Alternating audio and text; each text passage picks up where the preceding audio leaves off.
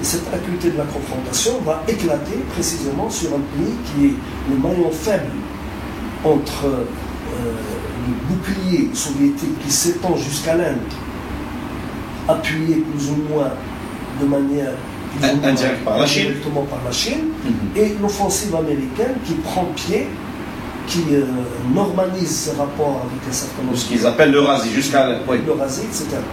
C'est le maillon faible, c'était l'Afghanistan. Le maillon faible, c'était l'Afghanistan. Or, ce qui va se passer, là aussi, le pouvoir algérien va donner un gage de sa bonne conduite et de son adhésion au projet occidental. Il ferme les yeux quand il n'encourage pas le transfert de jeunes Algériens qui vont combattre dans les rangs des Moudjahidines en Afghanistan. Moi, je me souviens, j'étais très jeune, mais je me souviens, j'avais même un ami qui a été encouragé, qui était étudiant en architecture à l'université de Constantine. Début des années 80, en 1980, moi j'étais très très jeune, 81, ils l'ont encouragé avec beaucoup de jeunes, par le biais soit du Pakistan, soit de l'Arabie Saoudite, en leur donnant même de l'argent, et ils sont partis pour du djihad. Absolument. La conviction à l'époque, c'était du djihad. D'ailleurs, mon ami était mort en Afghanistan. Et cette stratégie en Europe avait deux plaques de recrutement. Paris et Londres. Je me souviens, j'étais encore au début des années 80 à Paris, je me souviens plus d'une fois avoir vu, parce qu'à Paris il y a ce qu'on appelle l'affichage pirate. Des types qui te mettent une annonce, cherche emploi, cherche femme, cherche compagne pour le week-end, etc. Il y a une annonce qui avait attiré mon attention un jour, parce qu'à l'époque j'avais dit que j'avais produit cette brochure qui s'appelle Patriote algérien, je l'ai déposée dans un kiosque, en bas de Saint-Michel. Et dans ce kiosque, il y a juste à côté du kiosque une sorte de portrait dans lequel qui est devenu un espace d'affichage. J'ai lu une affiche. Si vous êtes tenté par l'aventure, si vous voulez vous rendre utile, si vous êtes un homme défenseur des libertés, si vous êtes un homme qui est pour l'affranchissement des peuples, rejoignez-nous, un numéro de téléphone, vous êtes assuré de prise en charge totale, etc. etc., etc. Pour Ils l'ont pas dit. Ils l'ont pas dit. Ils l'ont pas dit. Attends. Toi, comme tu es un aventurier, et tu aimes l'affranchissement des peuples, et un homme curieux, voilà, tu prends le téléphone. Non, j'ai pas pris le téléphone. J'étais encore politique, donc je prenais des précautions. Parce que j'étais quand même, je me considérais à l'époque encore en militance. La militance, ça veut dire avoir beaucoup de réserve par rapport à la réalité française. Un concours de circonstances, mais vraiment un concours de circonstances. Un concours de circonstances a fait que j'ai été recruté par une université de la région parisienne pour donner des cours intensifs de français à des réfugiés afghans, iraniens, je crois que des gens qui venaient de l'Éthiopie, de l'Érythrée. Ils étaient venus, ils étaient des réfugiés, donc il fallait les intégrer à la société française. Pour pouvoir les intégrer, il fallait leur apprendre la langue. Donc j'ai été connu par l'université qui m'a embauché sur un contrat privé pour leur donner des cours intensifs avec 2 ou 3 collègues. J'ai fait leur connaissance. J'ai fait la connaissance d'Iraniens avec lesquels j'ai beaucoup sympathisé, dont un très célèbre cinéaste dont j'ai oublié le nom, parce que j'allais chez lui jusqu'à il n'y a pas très longtemps, et chez un avocat également qui est devenu malheureusement marchand de tapis persan à Paris.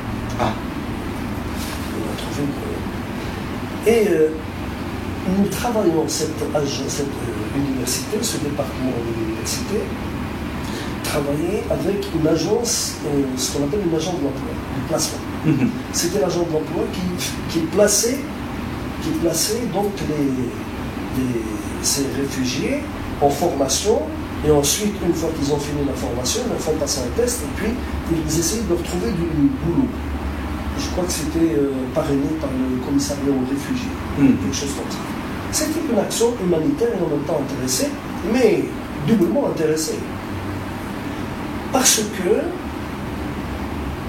la personne qui a été pressentie par l'agence en question, je ne donnerai pas ni le nom ni le lieu,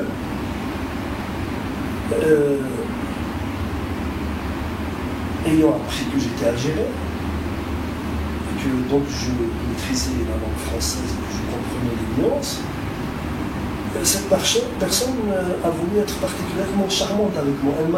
Elle a essayé de me séduire. Une belle femme, très très belle femme, très avenante, très courtoise, très sympathique, de classe, et qui s'est mise à m'inviter au resto, etc., pour me bavarder du travail et comment on peut venir en aide à ces pauvres réfugiés, etc. Et puis un jour, elle me dit vous vous intéressez beaucoup aux Iraniens. C'était l'époque de la révolution iranienne. J'ai dit oui, je m'intéresse aux Iraniens parce que d'abord, c'est ceux qui. Il y avait aussi des Bosniaques. Et elle me dit je peux savoir pourquoi. J'ai dit oui, parce que certains sont des intellectuels dans leur propre pays, ce sont des cadres. Et comme ils apprennent vite le français, ils communiquent plus facilement. Elle n'était pas idiote. Elle a compris que j'avais un intérêt avec eux, je voulais comprendre ce qui se passait. Qu'est-ce qui se passait?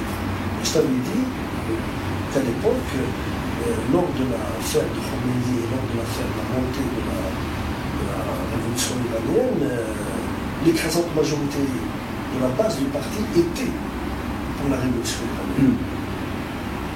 Donc il y a eu un mouvement comme ça, spontané. Elle me dit, est-ce que vous connaissez l'Afghanistan? J'ai dit, non, je ne connais pas.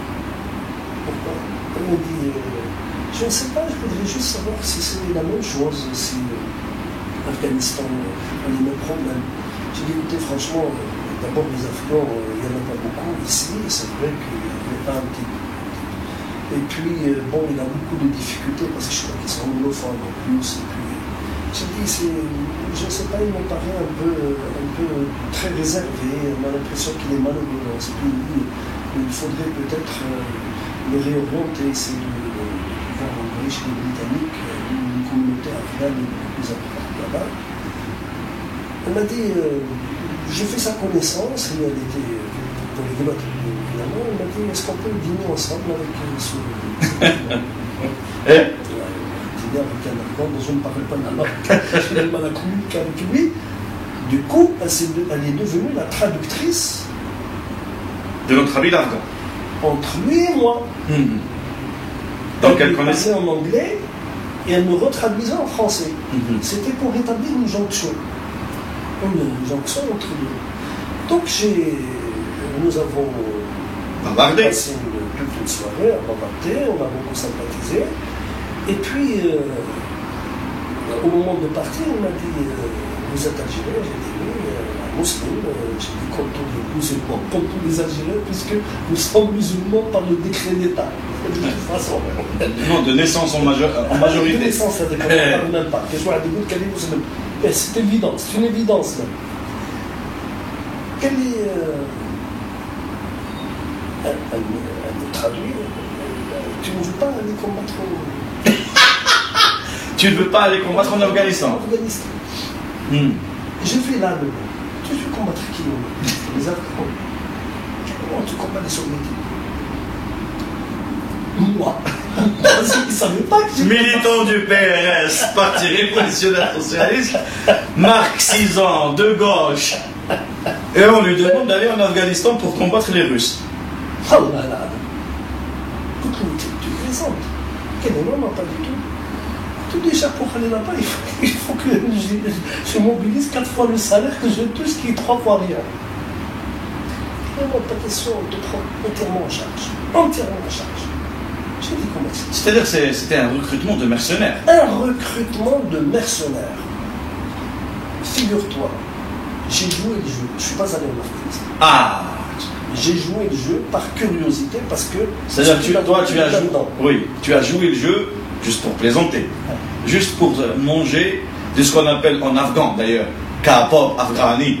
C'est-à-dire du kebab afghani. C'est-à-dire tu n'as pas été. Tu n'as pas été, mais tu as mangé de leur bouffe. J'ai voulu manger de la bouffe de kebab. Afghani, non, kebab. Mais je l'ai mangé chez un officier français. Ah, bah. Dans la banlieue de Paris. Parce que la fille m'a emmené. Ça veut dire que le réseau de recrutement. Dans un lieu de regroupement où j'ai trouvé des Marocains, Tunisiens, des gens de l'Afrique noire, des Asiatiques pakistanais, des Malais, des Indochinois, des Russes. Les Russes. Des Russes. C'était tout ce qu'on pouvait dire à l'époque la marge de la misère. Les types qui traînaient dans les milieux français. Non, ils traînaient dans les agences d'emploi. Alors on ne les engageait pas dans la Légion étrangère, mais on en faisait une Légion étrangère. Et je tombe sur cet officier. La fille, elle me présente, elle me dit colonel, je suis un colonel. Elle m'a donné un nom que je n'ai pas retenu. Elle m'a dit vous êtes algérien? J'ai dit oui. Elle m'a dit j'ai fait la guerre d'Algérie. Je me suis tourné vers la fille, j'ai dit qu'est-ce qui se passe? Tu m'emmènes dans un endroit où quelqu'un a tué mes frères. Chez quelqu'un qui a tué mes frères. Vous aussi vous avez tué des nôtres. J'ai dit oui, mais c'était pour défendre notre pays. Bien sûr. Alors, il m'a dit l'essentiel, c'est une histoire, c'est une page tournée, mais aujourd'hui nous nous retrouvons sur le même longueur d'onde, on va combattre le communisme. Bon, je suis reparti. Mais à l'époque, juste, c'est une belle histoire qui illustre parfaitement le rôle qui a été joué par les Occidentaux dans la fabrication d'un nombre de militants qui n'étaient pas forcément préparés à ce type d'action et qui les ont recrutés dans les différents pays arabes. L'Algérie, il y avait des Algériens. Et il faudrait que je le rappelle plus tard, lorsqu'on analysera le phénomène du terrorisme en Algérie, c'est que ceux qui ont été recrutés en Algérie ou des Algériens à l'étranger, que ce soit par des Algériens ou par des Français ou par des Anglais ou par des Saoudiens ou par des Pakistanais et qui sont devenus par la suite des Algériens afghans ou des Afghans algériens, on va les retrouver plus tard, ceux qui ont survécu à la guerre, lorsqu'ils sont revenus d'Afghanistan. Et qu'est-ce qu'ils ont fait en Algérie? Et je peux témoigner sur un bon nombre de choses sur cette question, etc. Est-ce que maintenant, en analysant un petit peu j'allais dire les enjeux internationaux de l'époque qui vont depuis de 1979 jusqu'à 1982 avec ce qu'il y avait comme donc invasion de l'Afghanistan, la révolution islamique iranienne de celle de Khomeini, la guerre Irak-Iran, l'implication de l'Algérie dans la résolution, dans une tentative de résolution de conflit et l'assassinat de Mohamed Siddiq Ben Yahya. Maintenant, c'était juste une parenthèse, l'assassinat de Ben Yahya, on a tenté de l'assassiner une année avant son assassinat à Bamako, avec le crash de son avion, etc. Il a survécu à cette tentative d'assassinat, mais il n'a pas pu survivre à l'assassinat de 1982, et c'était un avion Air Algérie. Abattu avec un missile russe, mais tiré par les Irakiens. Et il y a eu des témoignages maintenant. Le drame dans cette histoire, et c'est pas, malheureusement aujourd'hui, c'est pas notre sujet pour discuter de ça. Le drame, c'est que jusqu'à maintenant, l'État algérien, le pouvoir algérien, depuis plus maintenant de 28 ans, il n'a rien dit sur ce dossier. Ils ne nous ont jamais dit la vérité. Tabou. Alors que le président de la commission qui était chargé par Chedli Benjedid à l'époque pour enquêter sur cette affaire, c'était l'ancien ministre des Transports,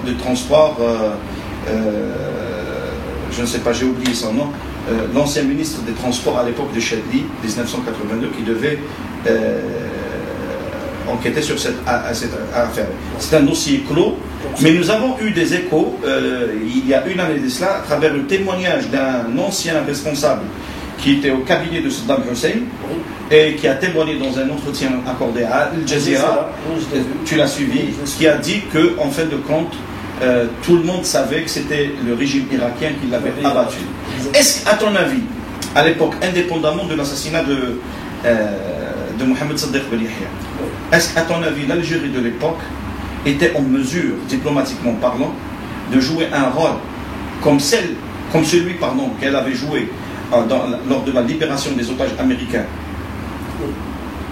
à Téhéran? Est-ce qu'à ton avis, l'Algérie était en mesure de jouer ce rôle? Est-ce que l'enjeu de la guerre du Golfe, c'est-à-dire la première guerre du Golfe, Irak-Iran, n'était pas de loin plus importante qu'une quelconque intervention de la diplomatie algérienne? L'enjeu était énorme, c'était un enjeu intercontinent, c'était un enjeu interpuissance. C'est sûr. Le problème, c'est que c'est là où encore, une fois, il s'agissait pour le pouvoir algérien, le nouveau pouvoir algérien, en fait le pouvoir ancien, parce que c'est toujours les mêmes, de donner des gages. C'est toujours cette tactique de donner des gages à l'Occident pour effacer un legs de la période de Boumediene qui était l'affaire pro-soviétique. Un pro-soviétique, Septembre Noir, le front du refus.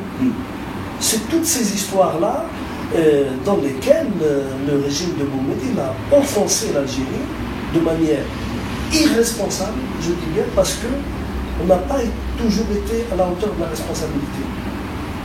On n'a pas assumé jusqu'au bout. L'affaire de la libération entre guillemets, des militants du FPLP qui ont détourné l'avion, elle reste encore à éclaircir ce jour. Les rumeurs, toujours les rumeurs, disent qu'ils ont été mis aux arrêts, et c'est Arafat qui a tapé du poing sur la table. Arafat qui défend les gens du FPLP. Parce qu'il a subi la pression, effectivement, le FPLP étant membre de l'OLP, c'est Arafat qui a exigé pratiquement la libération. Autrement, ils avaient été autrement. Bon. Donc ce problème-là, c'est le régime qui commence avec Chadi Ben Jdid, Arbi Ben Khair, Ahmed Ben Hamid Ben Abdelghani qui était Premier ministre. Vous avez trois grosses pointures, avec le quatrième larron, secrétaire général du Front de Libération Nationale, qui était à l'époque, je crois, le Sahel. Donc, c'était ces gens-là, c'était ces grosses pointures qui voulaient donner des gages à l'Occident que l'Algérie a changé de cap.